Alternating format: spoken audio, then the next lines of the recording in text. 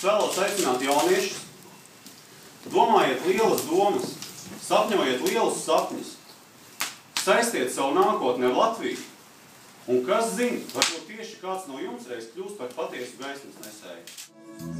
Pie tevis eju, vairs pie valdā, ar jaunām domām vairāk gods, no pagātnes uz nākamību, mums visiem gaismas, gājums dos, tur skalbes milzīgs, kalnu plecos, no laimes norei visur būs.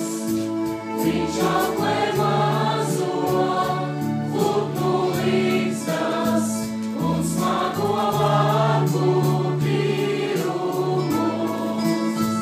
Pie tevis eju, vec pie valda, tu novad senatnīgs un skaists. Ik ceļā līku, mama pretī, naktīdzot ezers, Dieva laists.